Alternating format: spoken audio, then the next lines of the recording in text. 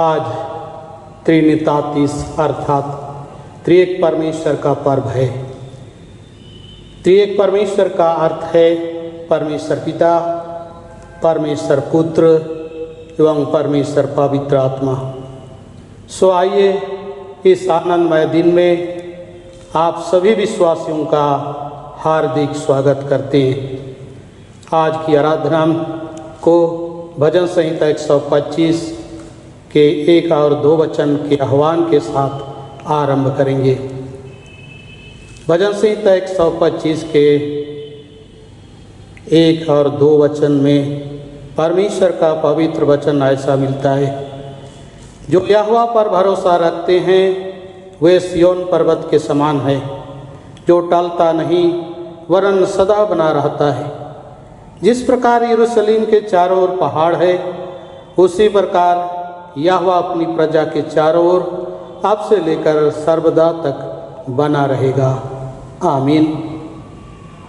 आइए आज के आराधना का प्रथम गीत हम लोग गाएंगे, गीत नंबर 5।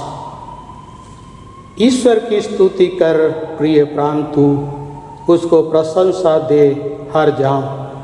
अपने जीवन भर जब तक मैं रहूं, मैं नित गाऊंगा उसका नाम।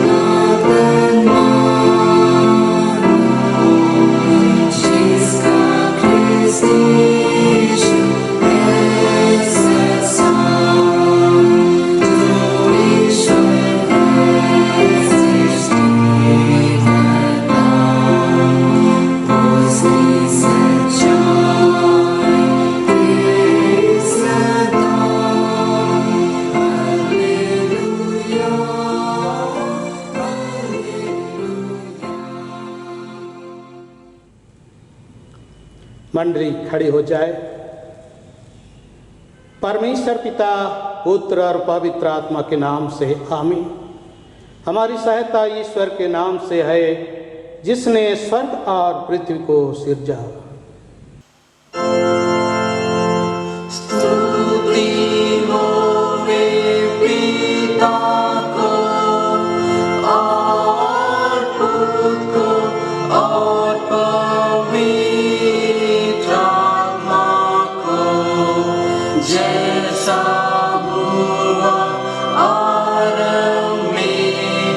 जैसा है जैसा रहेगा, सनातन से सनातन लो।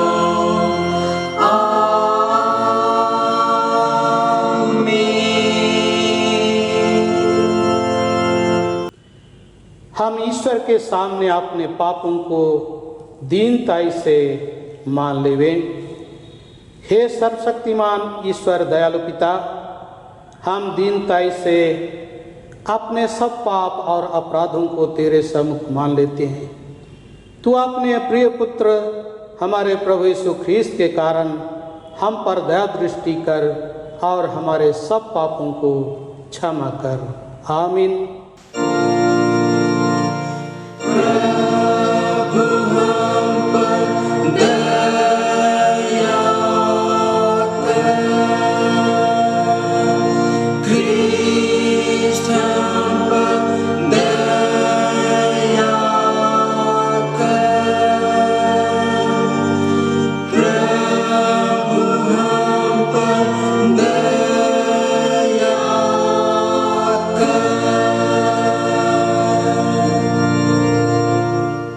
पहाड़ सरक जाएंगी और पहाड़ियाँ हिल जाएंगी, पर मेरी दया तेरे पास से ना सरकेगी और ना मेरे कुशल की वाचा हिलेगी। परमेश्वर तेरा दया करने हारा कहता है। आमीन।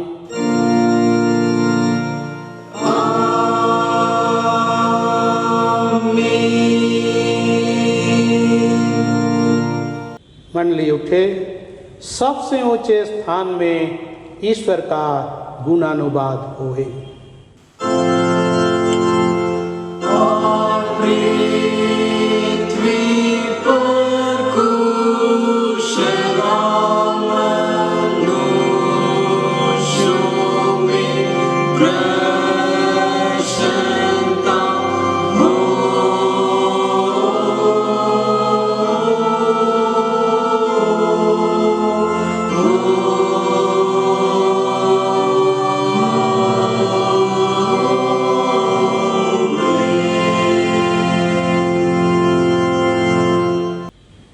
प्रभु तुम्हारे संग होवे।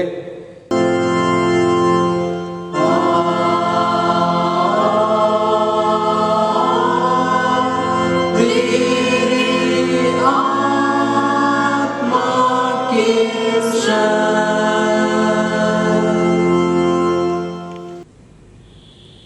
आइए हम प्रार्थना करें। हे प्रभु परमेश्वर स्वर्गवासी पिता, हम पापी लोग मान लेते हैं कि हम में कुछ भलाई नहीं है और हम अपने पाप के कारण अनंत मृत्यु के योग्य हुए हैं, क्योंकि जो शरीर से उत्पन्न हुए हैं वे शरीर हैं और तेरे राज्य को देख नहीं सकते। परंतु हम तेरी विनती करते हैं कि हम पर अनुग्रह कर और अपने पुत्र हमारे प्रभु यीशु ख्रीस्त के कारण पवित्र आत्मा को हमारे मनों में भेज और हमको नवीन मनुष्य बना, जिससे हम जैसा पवित्र बपतिस्मा में हमें वाचा दी गई है, वैसा ही ख्रीस्त के द्वारा पापों की क्षमा पर निश्चयता सहित विश्वास करें, प्रतिदिन पवित्र आत्मा के चलाए हुए चले और अंत में सदा काल का जीवन पाए। आमीन।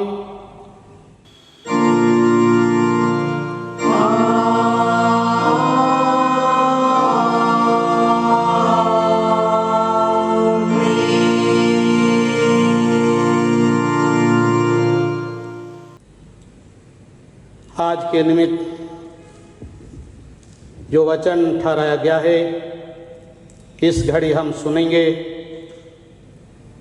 इफिसियों के नाम पौलुस प्रेरित की पत्री, उसके पहला अध्याय 3 पद से आगे 14 पद तक। इफिसियो 1 अध्याय पद 3 से 14 तक। परमेश्वर का पवित्र वचन यहाँ ऐसा मिलता है। मसीह में आत्मिक आशीषें। हमारे प्रभु यीशु मसीह के परमेश्वर और पिता का धन्यवाद हो, कि उसने हमें मसीह में स्वर्गीय स्थानों में सब प्रकार की आत्मिक आशीष दी है। जैसा उसने हमें जगत की उत्पत्ति से पहले उसमें चुन लिया कि हम उसके निकट प्रेम में पवित्र और निर्दोष हों, और अपनी इच्छा के भले अभिप्राय के अनुसार हमें अपने लिए पहले से ठहराया यीशु मसीह के द्वारा हम उसके लेपालक पुत्र हों, कि उसके उस अनुग्रह की महिमा की स्तुति हो जिससे उसने हमें उस प्रिय में सेंत मेंत दिया। हमको उसमें उसके लोहू के द्वारा छुटकारा अर्थात अपराधों की क्षमा उसके उस अनुग्रह के धन के अनुसार मिला है, जिससे उसने सारे ज्ञान और समझ सहित हम पर बहुत तस्य किया, क्योंकि उसने अपनी इच्छा को भेद उस भले अभिप्राय के अनुसार हमें बताया, जिससे उसने अपने आप में ठान लिया था कि समयों के पूरे होने का ऐसा प्रबंध हो कि जो कुछ स्वर्ग में है और जो कुछ पृथ्वी पर है सब कुछ वह मसीह में एकत्र करे, उसी में जिसमें हम भी उसी की मानसा से जो अपनी इच्छा के अनुसार मन से सब कुछ करता है, पहले से ठहराए जाकर मीरास बने, कि हम जिन्होंने पहले से मसीह पर आशा रखी थी उसकी महिमा की स्तुति के कारण हो, और उसी में तुम पर भी जब तुमने सत्य का वचन सुना जो तुम्हारे उद्धार का सुसमाचार है, और जिस पर तुमने विश्वास किया, प्रतिज्ञा किए हुए पवित्र आत्मा की छाप लगी, वह उसके मोल लिए हुओं के छुटकारे के लिए हमारी मीरास का बायना है कि उसकी महिमा की स्तुति हो यहाँ तक। आमीन। तेरा धन्यवाद हो हे ख्रिस्त यीशु। हालेलुया। Hallelujah, hallelujah, hallelujah.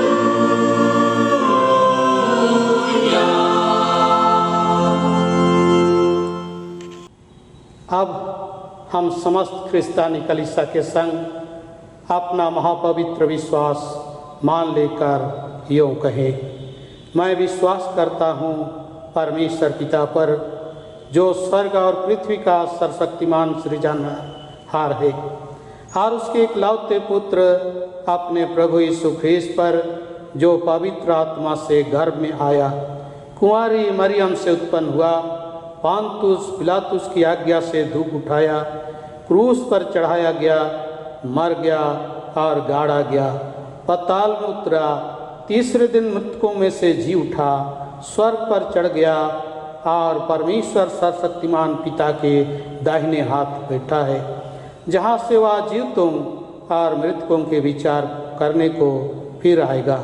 मैं विश्वास करता हूँ पवित्र आत्मा पर, एक ही पवित्र ख्रिस्तानी कलीसिया, पवित्रों की संगत पर, पापों की क्षमा, देह के जी उठने और अनंत जीवन पर।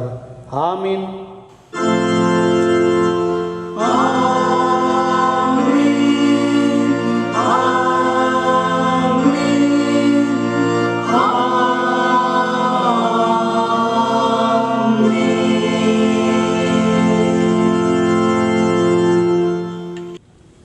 आगे हम आराधना का दूसरा गीत गाएंगे, गीत नंबर 8। ईश्वर के गुण सब है आगा, समझ से बाहर और पुनीत, पर उनमें उत्तम और अथा सनातन से है उसकी प्रीत।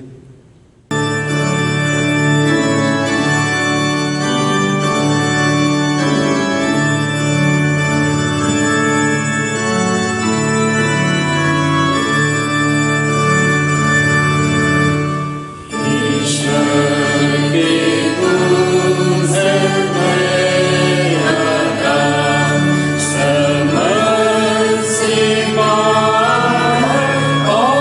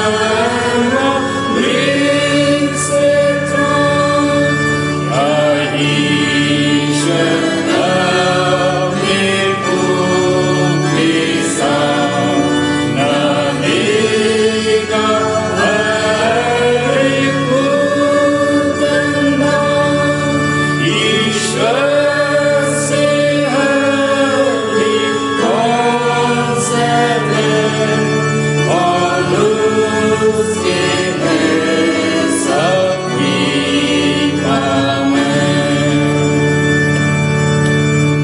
मंडली उठे। आप सबों को हमारे पिता ईश्वर और प्रभु यीशु ख्रीस्ट की ओर से अनुग्रह एवं शांति मिले। आमीन। आइए हम प्रार्थना करें। हे ईश्वर दीनदयालु पिता परमेश्वर, इस घड़ी तुझको हृदय से लाखों लाख धन्यवाद देते हैं और प्रार्थना करते हैं प्रभु, इस समय पूरी मंडली होकर के हम लोग जहाँ कहीं भी आज की आराधना में सम्मिलित हैं, प्रभु तू हम एक एक की सहायता कर, अगुवाई कर कि हम तेरे वचन में सम्मिलित होकर के तेरी संगति करने पाएंगे और तेरे द्वारा से आत्मिक आशीषों को अपने जीवन में प्राप्त करने पाएंगे। प्रभु तू आप हम सबों को अगुवाई दे और हमारी सहायता कर। सारी बातों को तेरे हाथ में सौंपते हैं, सुन अस्वर के राज में ग्रहण कर। आमीन। आज के निमित्त ठहराया गया उपदेश वचन यूहन्ना 3 अध्याय 1 से लेकर 15 पद लो। यूहन्ना 3 अध्याय 1 से लेकर 15 पद लो। फरीसियों में निकोदेमुस नाम का एक मनुष्य था जो यहूदियों का सरदार था। उसने रात को यीशु के पास आकर उससे कहा, हे रब्बी, हम जानते हैं कि तू परमेश्वर की ओर से गुरु होकर आया है, क्योंकि कोई इन चिन्हों को जो तू दिखाता है, यदि परमेश्वर उसके साथ ना हो तो नहीं दिखा सकता। यीशु ने उसको उत्तर दिया, मैं तुझसे सच सच कहता हूँ, यदि कोई नए सिरे से ना जन्मे तो परमेश्वर का राज देख नहीं सकता। निकोदेमुस ने उससे कहा, मनुष्य जब बूढ़ा हो गया तो कैसे जन्म ले सकता है? क्या वह अपनी माता के गर्भ में दूसरी बार प्रवेश करके जन्म ले सकता है?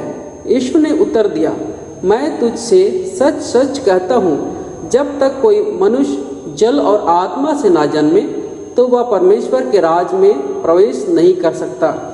क्योंकि जो शरीर से जन्मा है वह शरीर है और जो आत्मा से जन्मा है वह आत्मा है। अचंभा ना कर कि मैंने तुझसे कहा, तुझे नए सिरे से जन्म लेना आवश्यक है। हवा जिधर चाहती है उधर चलती है और तू उसका शब्द सुनता है, परंतु नहीं जानता कि वह कहाँ से आती और किधर को जाती है। जो कोई आत्मा से जन्मा है वह ऐसा ही है। निकोदेमुस ने उसको उत्तर दिया, ये बातें कैसे हो सकती है? यह सुनकर यीशु ने उससे कहा, तू इस्राएलियों का गुरु होकर भी क्या इन बातों को नहीं समझता? मैं तुझसे सच सच कहता हूँ कि हम जो जानते हैं वह कहते हैं और जिसे हमने देखा है उसकी गवाही देते हैं, और तुम हमारी गवाही ग्रहण नहीं करते। जब मैंने तुमसे पृथ्वी की बातें कही और तुम विश्वास नहीं करते, तो यदि मैं तुमसे स्वर्ग की बातें कहूँ तो फिर कैसे विश्वास करोगे? कोई स्वर्ग पर नहीं चढ़ा, केवल वही जो स्वर्ग से उतरा, अर्थात मनुष्य का पुत्र जो स्वर्ग में है। और जिस रीति से मूसा ने जंगल में सांप को ऊंचे पर चढ़ाया, उसी रीति से आवश्यक है कि मनुष्य का पुत्र भी ऊंचे पर चढ़ाया जाए, ताकि जो कोई उस पर विश्वास करे वह अनंत जीवन पाए। यहाँ तक आमीन। मंडली बैठ जाए। आज त्रिनितातीस रविवार है, जिसको त्रिएक परमेश्वर का पर्व दिन कहा जाता है, और यह लंबी अवधि का होता है और इसमें त्रिएक ईश्वर सम्मिलित है, अर्थात परमेश्वर पिता, पुत्र यीशु मसीह और पवित्र आत्मा। और आज हम इन तीनों रूप को आज के वचन में हम पाते हैं। मसीह में मेरे प्यारों, विकास के लिए परिवर्तन अनिवार्य है। जैसे मिट्टी से लोहा और लोहा से इस्पात बनता है, इसी प्रकार एक मनुष्य को परमेश्वर की महिमामयी राज की नागरिकता प्राप्त करने के लिए नए सिरे से जन्म लेना आवश्यक है। हम आज के वचन में हम देखते हैं कि फरीसियों में निकोदेमुस नाम का एक मनुष्य है जो यहूदियों का सरदार है, और वह इस बात को जानता है कि यीशु परमेश्वर की ओर से है, और लेकिन हम उनके जीवन में पाते हैं कि वह इस उलझन में है, उधड़बुन में है कि वह यीशु मसीह का जो सेवा कार्य है, जो प्रचार है, जो संदेश है, वह उसको नहीं समझ पाता है, और इसलिए वह यीशु मसीह से मिलने चाहता है। और इस बात को हम पाते हैं कि वह दिन में यीशु के पास नहीं आ पाता है, क्योंकि यीशु मसीह भीड़ में होते हैं, लोगों के बीच में होते हैं। और हम इस बात को पाते हैं कि यह निकोदेमुस रात में यीशु मसीह से मिलने पाता है। हम देखते हैं कि यीशु निकोदेमुस नाम यहूदी सरदार से परमेश्वर की सामर्थ्य के विषय में वह बातचीत करता है, और यीशु मसीह जो कि मन की ज्ञाता है, वह बातचीत के दौरान वह इस बात को समझ लेता है कि निकोदेमुस के मन में क्या है। वह परमेश्वर के राज्य में प्रवेश के बारे में वह जानना चाहता है, और इसलिए हम वचन में पाते हैं कि यीशु मसीह उससे नए सिरे से जन्म लेने की बात को वह कहता है। और जब हम वचन में हम पाते हैं कि यीशु मसीह नए सिरे से जन्म लेने की बात के बारे में उसे बतलाता है, तो हम इस बात को देखते हैं कि निकोदेमुस इस बात को नहीं समझ पाता है, और इसलिए यीशु मसीह उससे कहता है कि तू इस्राएलियों का गुरु होकर भी क्या इन बातों को नहीं समझता। इन सारी बातों को यीशु मसीह के द्वारा कहने का तात्पर्य है कि जो पृथ्वी की बातों पर ध्यान करता है वह स्वर्ग की बातों को नहीं समझ सकता है, क्योंकि यूहन्ना 6वां अध्याय उसका 63 पद में हम इस बातों को पाते हैं कि पृथ्वी की बातें शारीरिक है और इससे कुछ लाभ नहीं, पर स्वर्ग की बातें आत्मिक है, जिससे मनुष्य की स्वर्गीय जीवन यात्रा है। जब यीशु मसीह नए सिरे से जन्म लेने की बात को वह कहते हैं, तो हम इस बात को पाते हैं कि स्वर्ग राज्य में प्रवेश पाने के लिए मनुष्य को नए सिरे से जन्म लेना अनिवार्य है। और इन बातों को हम समझने के लिए हम लोग देखेंगे। पहली बात है, नए सिरे से जन्म लेना मन और स्वभाव को नया बनाने से है। हम लोग बालपन से ही मसीही शिक्षा में आगे बढ़ते चले जाते हैं। हम लोगों को सिखाया जाता है, यीशु मसीह के इस संसार में आने और उसके कार्य करने से संबंधित हमें सिखाया जाता है। और आज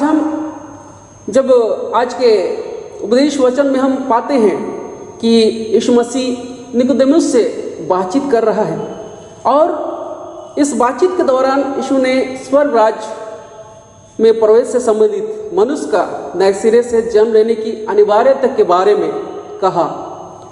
और यह जो नया जन्म है, यह माता के गर्भ में प्रवेश करके जन्म लेना नहीं है, वरन यह अपने मन और स्वभाव को नया बनाने से है।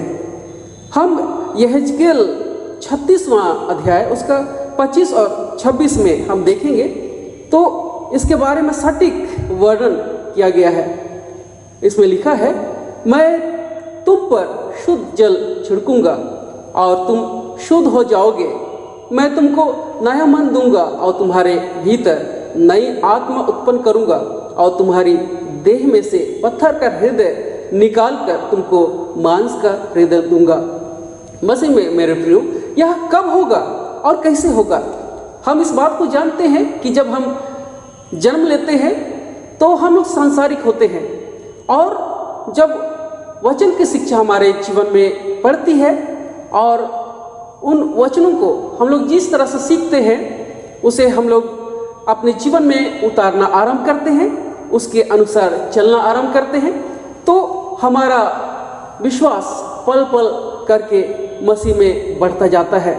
और निरंतर जब ऐसी बातें होती हैं हम लोग प्रभु के वचनों के अनुसार चलने का प्रयत्न करते हैं और मसीह में बढ़ते जाते हैं, तब ऐसी बातें होती है जब हम समर्पित जीवन जीते हैं तो हमारा मन और हमारा जो पुराना स्वभाव है मसीह के वचन से नया बनता जाता है और हम मसीह में आगे बढ़ते जाते हैं। हमारा मन और स्वभाव मसीह यीशु की संगति में वह नया बनता जाता है।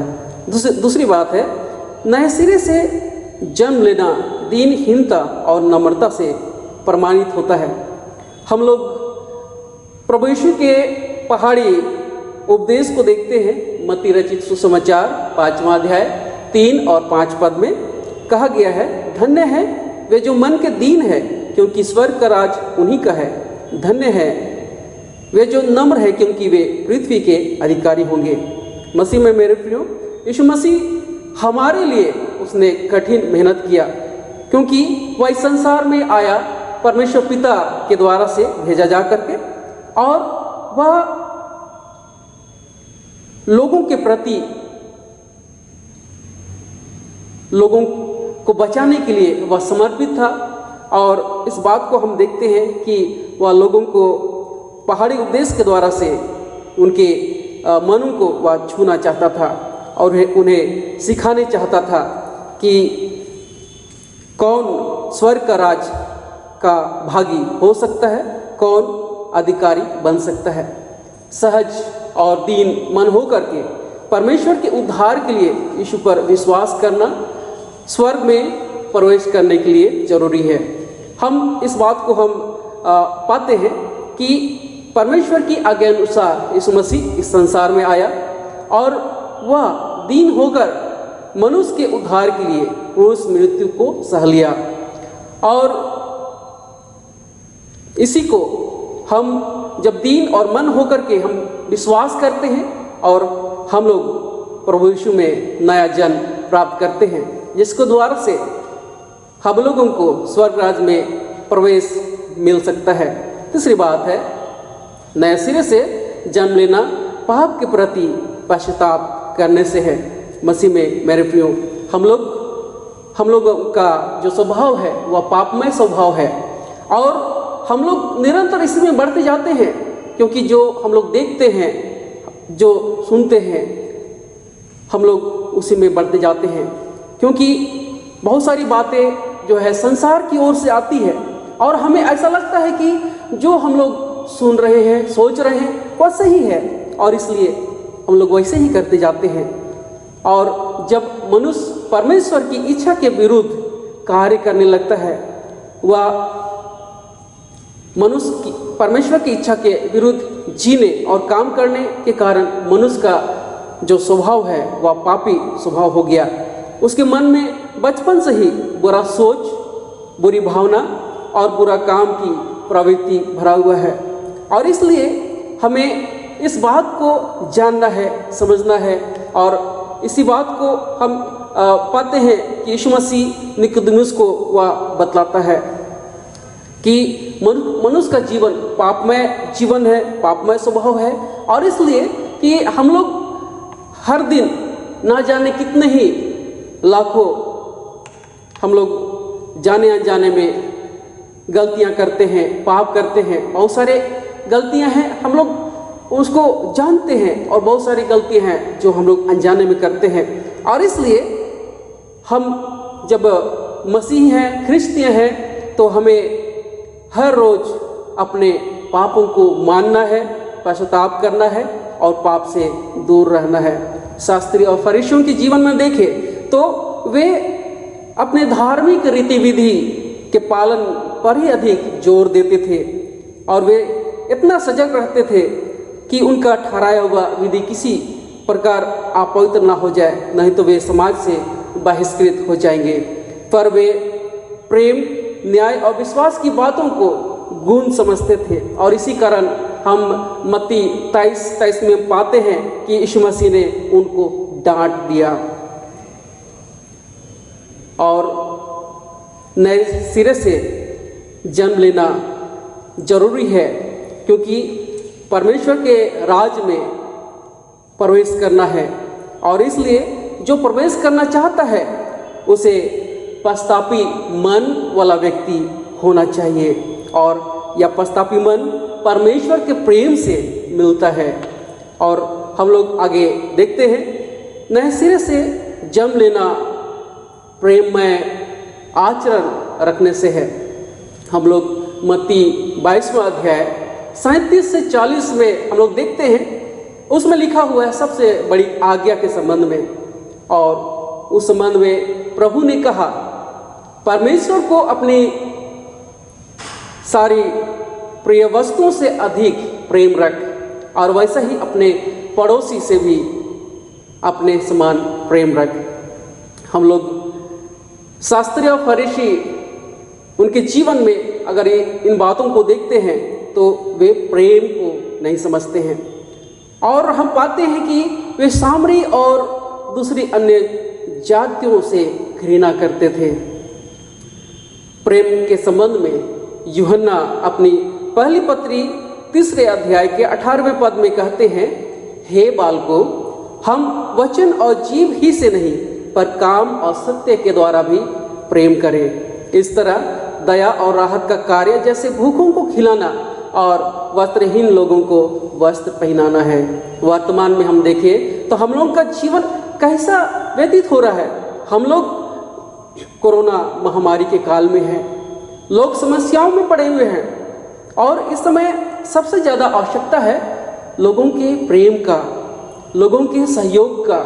और इसलिए हम लोग इस बात से अनभिज्ञ नहीं है कि लोग समस्या में है तो हम लोग कलीसिया होकर के, संस्था होकर के जो आवश्यकता में पड़े हुए हैं उनको सहायता करते हैं। और परमेश्वर जो स्वर्ग में है वहाँ से वह हर एक के गतिविधि को, हर एक के कार्यों को वह देखता है कि हम अपने पड़ोसी प्रेम को किस तरह से निभाते हैं। आज हम लोगों ने आज के पत्री वचन इफिसी 1 अध्याय 3 से लेकर 14 पर हमने पढ़ा, और उसमें हम पाते हैं पौलुस हमारे प्रति परमेश्वर की भावनाओं को स्पष्ट करता है और बतलाता है कि प्रत्येक ख्रिस्ट विश्वासी परमेश्वर के द्वारा से गोद लिए गए हैं। परमेश्वर ने हमें विभिन्न रूपों से हम लोगों को स्वर्गीय स्थानों में स्वीकार किया है। उसने हमें आशीषित किया है, उत्पत्ति से पहले चुन लिया, अर्थात हमारे जन्म से पहले हमें अपने लिए अलग कर लिया, हमें पापों से छुटकारा दिया, और साथ ही साथ पवित्र आत्मा की छाप हमारे जीवन में लगा दिया, और हम सबों को अपना उत्तराधिकारी बनाया है। ये सभी बातें हमारी योग्यताओं या धार्मिक कार्यों के कारण नहीं, परंतु परमेश्वर के अद्भुत प्रेम और दयापूर्ण स्वभाव के कारण हुआ। उसकी दया के बिना कोई भी मनुष्य बचाया नहीं जा सकता है। मसीह में मेरे प्रियो, जब निकोदेमुस प्रभु यीशु मसीह के पास में आया, वह उधेड़बुन में था, और यीशु मसीह के साथ में उसकी बातचीत हुई, और हम पाते हैं कि प्रभु ने उसके मन की बातों को उसने जाना, समझा, और वह समझाने चाहा कि बपतिस्मा के द्वारा मनुष्य अपने आप को दीन बनाता है। वह अपने मन और स्वभाव को परमेश्वर के वचन के अनुरूप बनाता है।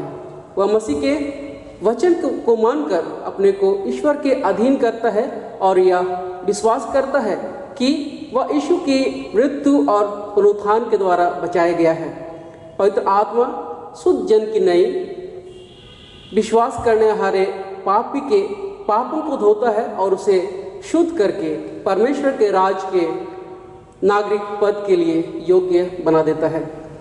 बपतिस्मा के पवित्र संस्कार के द्वारा त्रिएक परमेश्वर पापी मनुष्य को पवित्र करता है और उसे शरीर, शैतान और संसार के अधिकार से मुक्त कर नया मनुष्य बना देता है।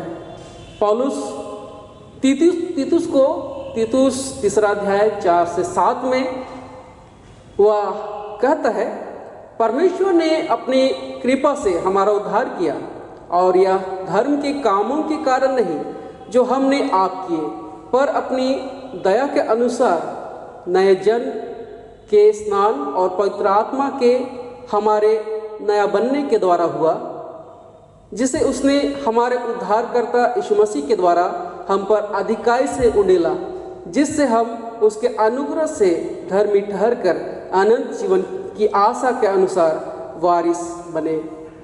मसीह में मेरे प्यारों, बपतिस्मा में हम परमेश्वर के अनुग्रह को पाते हैं कि उसने मनुष्यों को बनाया, फिर पाप की दशा में उसने हमें बचाने के लिए अपने पुत्र यीशु को इस जगत में भेजा, जिसने अपने क्रूस, मृत्यु और जी उठने के द्वारा हमको शैतान के बंधन से छुड़ाया। फिर उसके बाद पवित्र आत्मा जो परमेश्वर का आत्मा है, हमें परमेश्वर की ओर से दिया गया, हमारे मनों को वह यीशु के उद्धार में बढ़ाता है। तब हम परमेश्वर के राज के वारिस बनने पाते हैं। इस तरह मनुष्य को परमेश्वर के राज में प्रवेश पाने के लिए यीशु पर विश्वास करना अनिवार्य है, और यीशु मसीह के द्वारा से ही हम लोग परमेश्वर के राज में प्रवेश करने पाएंगे। या त्रिनितातीस पर्व हमको ईश्वर की महानता को प्रकट करता है। आज के वचन के द्वारा से प्रभु हम सबों को बहुतायत की आशीष दे। आइए हम प्रार्थना करें। हे सर्वशक्तिमान ईश्वर दीनदयालु पिता परमेश्वर, तुझको लाखों धन्यवाद देते हैं प्रभु, तूने हम सबों को एक मन एक चित्त होने दिया और अपनी पवित्र उपस्थिति हम सबों के बीच में दिया है, जिससे प्रभु हम लोग नया जन्म के बारे में हम लोग सुनने पाते हैं। प्रभु यीशु मसीह, तूने निकोदेमुस जो कि यहूदियों का सरदार है, तूने उसे नए जन्म के बारे में बतलाया, बपतिस्मा के बारे में सिखलाया, परमेश्वर के राज में प्रवेश पाने की चाबियों के बारे में बतलाया। प्यारे पिता परमेश्वर, तू आप हम सबों की अगुवाई कर कि आज के वचन में जो हमने सुना है, सीखा है, तेरे द्वारा से, तेरी स्वर्गीय आशीष से हमारे जीवन में समा जाए, ताकि तू जो अपने वचन के द्वारा से हमें सिखाता है और जीवन में आगे बढ़ते रहने के लिए प्रेरित करता है, कि हम तुझी में बने रह करके हम लोग स्वर्गीय जीवन में प्रवेश करें, स्वर्ग के राज में प्रवेश करें। प्यारे पिता, हम एक एक की सहायता कर कि तेरे वचन के अनुसार तेरी संगति करते हुए हम लोग परमेश्वर के राज में हम लोग प्रवेश करने पाएंगे। तो आप हम सबों की अगुवाई कर, सहायता कर। सारी बातों को प्रभु हम तेरे हाथ में सौंपते हैं, सुन और स्वर्ग के राज में ग्रहण कर। आमीन। और ईश्वर की शांति जो समस्त ज्ञान से ऊर्ध्व है, ख्रिस्ट यीशु में प्रत्येक के हृदय और मन की रक्षा करे, अब से सनातन लोग। आमीन। आइए हम आराधना का तीसरा गीत गाएंगे। गीत नंबर 350। आनंद और शांतिदायक बात कि ईश्वर लिए मेरा हाथ, हर काम, हर जगह, हर समय मुझ यात्री को ले चलता है, ले चलता है, ले चलता है। वह मुझको साथ ले चलता है। विश्वास से मैं चलूँगा साथ, कि ईश्वर थामता मेरा हाथ।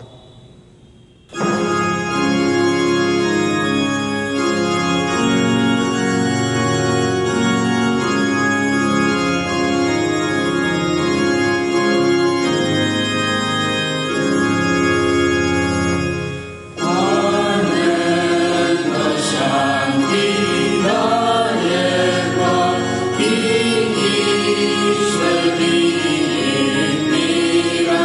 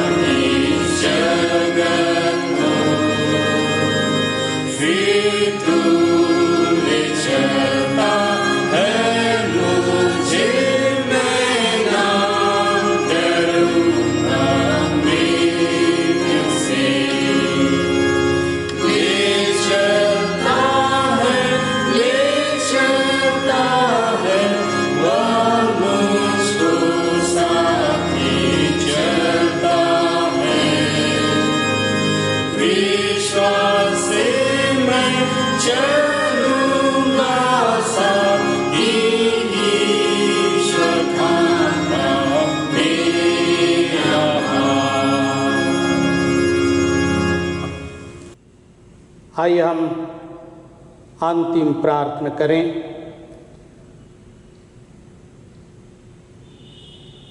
हे प्रभु परमेश्वर स्वर्गवासी पिता, हम तेरी विनती करते हैं अपनी ख्रिस्तानी कलीसिया और उसके सारे सेवकों की अगुवाई कर कि वे तेरे वचन के निर्मल उपदेश में ठहरे, जिससे सच विश्वास और प्रेम हम में बढ़े और दृढ़ाया जाए।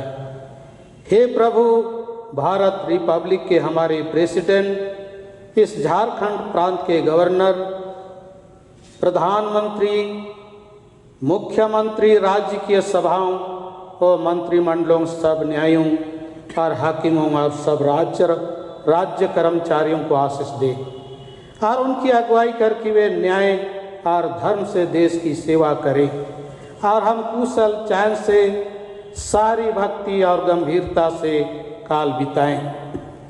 हमारी कलीसिया सभाओं, सेंट्रल काउंसिल, डायसेशन काउंसिल, CRC और कलीसिया की अन्य मंडली सभाओं को आशीष दे कि वे इस मंडली को तेरी पवित्र इच्छा के अनुसार चलाएं।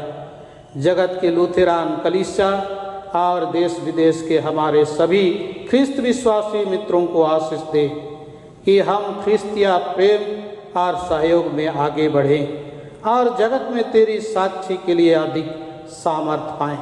हमारी कलीसिया के सब काम पर आशीष दे, लड़के लड़कियों की शिक्षा पर आशीष दे कि वे तेरे भय, प्रेम और भरोसा में बढ़ते जाएं।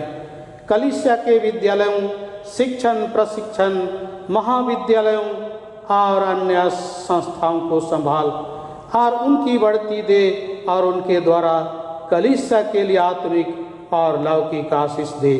खेती बाड़ी और हर एक काम उद्यम को सफल कर, जिससे हर कोई सुविवेक से तेरे आगे चले और अपनी जीविका पाए।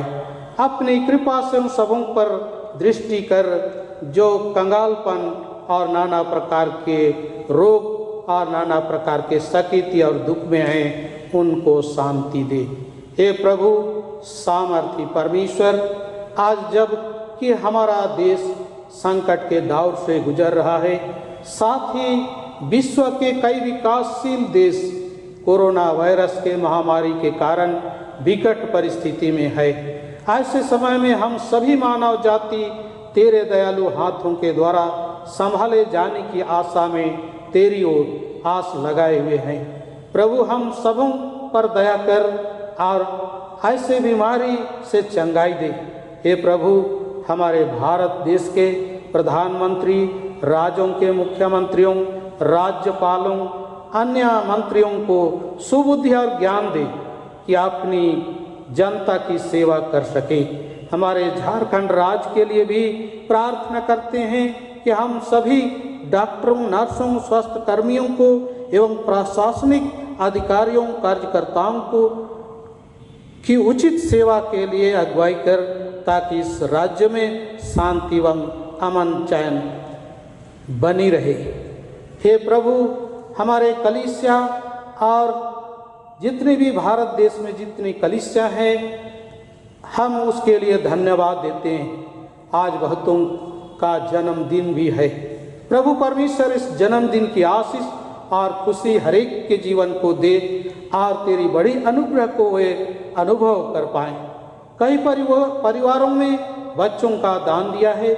पिता परमेश्वर, हम उन बच्चों को और उस माता पिताओं को तेरे हाथ में सौंपते हैं कि प्रभु तेरी ही बड़ी आशीष अनुग्रह के द्वारा भले चंगे निरोग पाए जाएं। कई परिवारों में से अपने प्रियों को मृत्यु के द्वारा सनातन विश्राम के लिए प्रभु अपने पास तू बुला लिया। उन सबों को भी तेरे हाथ में समर्पित करते हैं कि प्रभु ऐसे संकट और विपत्ति और व्याकुल और बेचैनी के दिनों में तू ही शांतिदाता परमेश्वर होकर के उन सारे परिवारों में अपना शांति को प्रकट कर, जिससे प्रभु तेरी दया को स्मरण कर सके।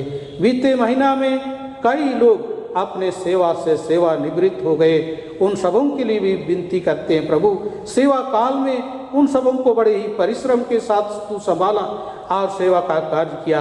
अब जबकि सेवा निवृत्त हो जाते हैं, उनको प्रभु अगुवाई करके सेवा निवृत्ति के जीवन यात्रा में तेरे ही पवित्र छाया में बने रहें। कई लोग किसी अन्य बीमारी से पीड़ित हैं, कई लोग अस्पताल में हैं, कितने लोग घरों में हैं। प्रभु सब बीमार दुखियों को तेरे हाथ में समर्पित करते हैं। सबका स्वामी होकर के सबों की अगुवाई कर। हमारी कलीसिया के सब भाई बहनों की रक्षा कर जो दूसरे देशों में चले गए हैं, कि वे सब जोखिम और परीक्षाओं में विश्वासी ठहरे। हम उनके लिए भी तेरी विनती करते हैं जो मंडली से निकाले गए व उलट हुए हैं। उन पर दया कर कि वे सच्चे पश्चाताप से तेरी ओर फिरे। सब मनुष्यों का त्राणी ठहर और उन पर जो अंधियारे में बैठे हैं मुक्ति का उज्ज्वला प्रकाश कर।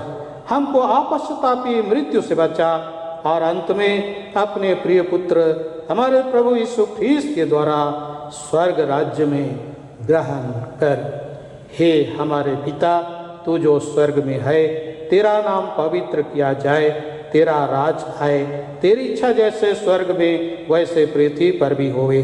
हमारे प्रतिदिन की रोटी आज हमको दे और हमारे अपराधों को क्षमा कर जैसे हम भी अपने अपराधियों को क्षमा करते हैं, और हमको परीक्षा में मत डाल परंतु बुराई से छुड़ा, क्योंकि राज्य और पराक्रम और महत्तम सदा तेरे ही हैं। आमीन।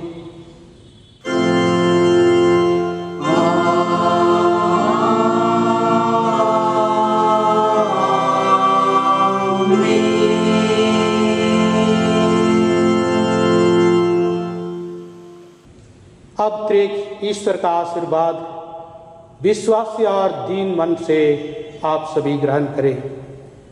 परमेश्वर तुझे आशीष देवे और तेरी रक्षा करे। परमेश्वर अपना मुख का प्रकाश तुझ पर चमकावे और तुझ पर अनुग्रह करे। परमेश्वर अपना मुख का प्रकाश तुझ पर करे और तुझे कुशल देवे। आमीन।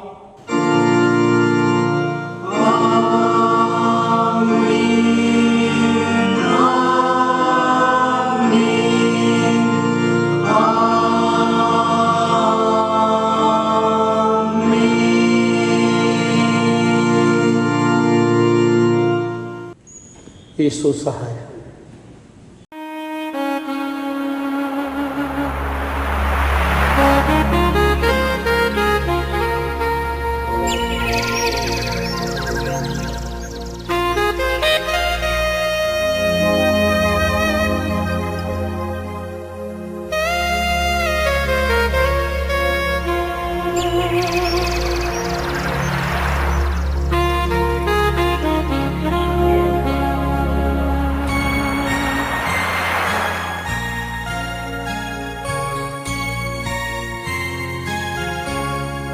प्रभु तेरा प्यार सागर से भी गहरा,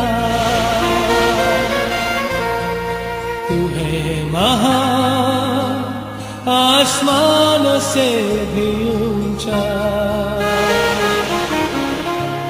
तेरे विचार सागर की रेत से ज्यादा, प्रभु तेरा दिल सृष्टि से भी है बड़ा। प्रभु तेरा प्यार सागर से भी गहरा, तू है महान आसमानों से भी ऊंचा। तेरे विचार सागर की रेत से ज्यादा, प्रभु तेरा दिल सृष्टि से भी है बड़ा।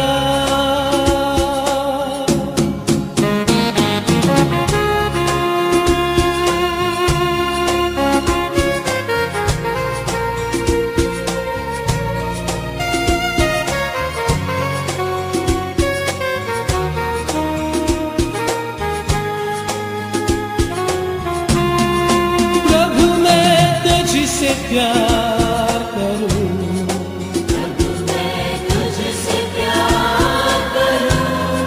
तेरी आराधना मैं करूं।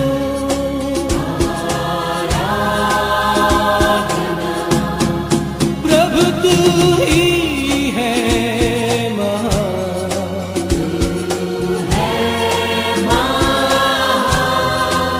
सिर्फ तू और कोई नहीं। प्रभु मैं तुझसे प्यार करूं,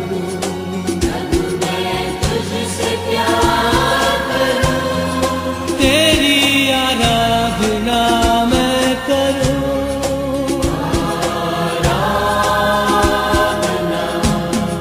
प्रभु तू ही है महान,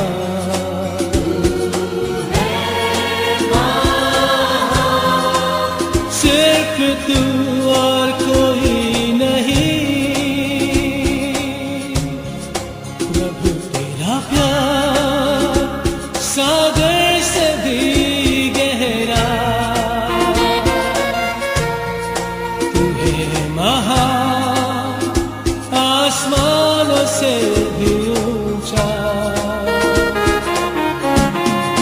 तेरे विचार सागर की रेत से ज्यादा। प्रभु तेरा दिल सृष्टि से भी है बड़ा। प्रभु तेरा प्यार सागर से भी गहरा, तू है महान आसमानों से भी ऊंचा। तेरे विचार सागर की रेत से ज्यादा। प्रभु तेरा दिल सृष्टि से भी है बड़ा।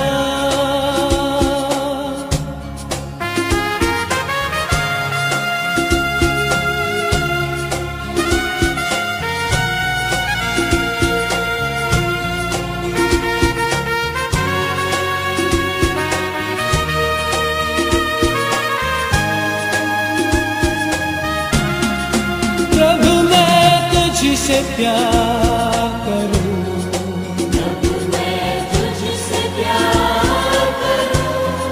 तेरी आराधना मैं करूं।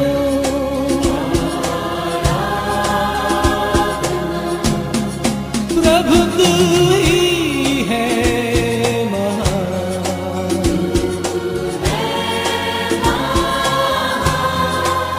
सिर्फ तू